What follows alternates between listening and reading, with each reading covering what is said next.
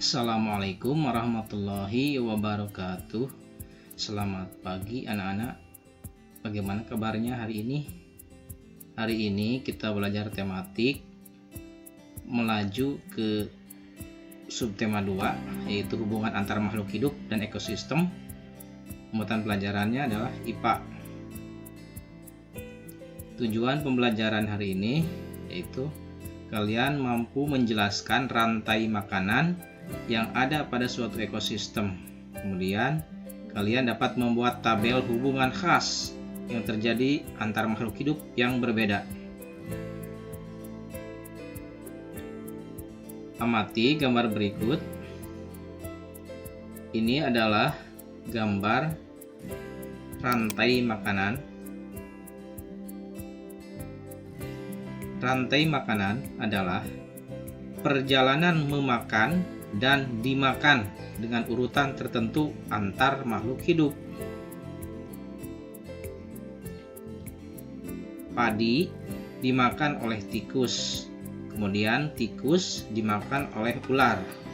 Ular dimakan oleh burung elang. Setelah beberapa lama, burung elang mati, bangkainya membusuk, diuraikan oleh makhluk hidup pengurai. Makhluk hidup pengurai dan bercampur dengan tanah membentuk humus. Humus sangat dibutuhkan tumbuhan, terutama oleh rumput. Begitulah seterusnya. Proses ini berjalan dari waktu ke waktu. Urutan peristiwa memakan dan dimakan dapat berjalan seimbang dan lancar jika seluruh komponen tersebut ada. Jika salah satu komponen tidak ada, akan terjadi ketimpangan dalam urutan memakan dan dimakan tersebut. Agar rantai makanan dapat terus berjalan, jumlah produsen harus lebih banyak daripada konsumen, atau selanjutnya konsumen 1 harus lebih banyak daripada konsumen 2, dan seterusnya. Ada satu lagi komponen yang berperan besar dalam rantai makanan, yaitu pengurai. Pengurai adalah makhluk hidup yang menguraikan kembali zat-zat yang semula terdapat dalam tubuh hewan dan tumbuh yang telah mati. Hasil kerja pengurai dapat membantu proses penyuburan tanah. Contoh pengurai adalah bakteri dan jamur.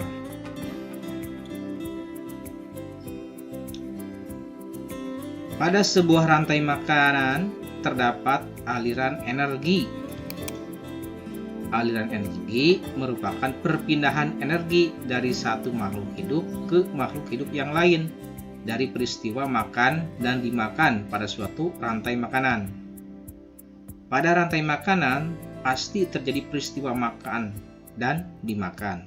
Ketika suatu makhluk hidup memanfaatkan atau memakan makhluk hidup lain, maka akan terjadi perpindahan energi berupa zat-zat yang dibutuhkan untuk bertahan hidup bagi makhluk hidup tersebut.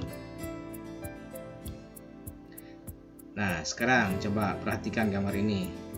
Apabila konsumen puncak, mana konsumen puncak? Nah, ini konsumen puncak itu konsumen terakhir ya. Apabila konsumen puncak, yaitu di sini elang ya, punah, apa yang akan terjadi pada konsumen 1 dan konsumen 2? Coba, apa? Ya, jumlah konsumen 1 akan berkurang secara drastis karena dimakan oleh konsumen 2 yang lebih banyak. Sedangkan jumlah konsumen 2 akan bertambah banyak karena tidak ada konsumen puncak yang memakan mereka, ya. Nah, selain kebergantungan makhluk hidup melalui rantai makanan, banyak makhluk hidup lain yang berhubungan dengan cara yang khas. Hubungan dua makhluk hidup yang berbeda dan sangat erat kaitannya disebut simbiosis. Terdapat 3 jenis simbiosis, yaitu simbiosis mutualisme, parasitisme, dan komensalisme. Coba perhatikan gambar di samping.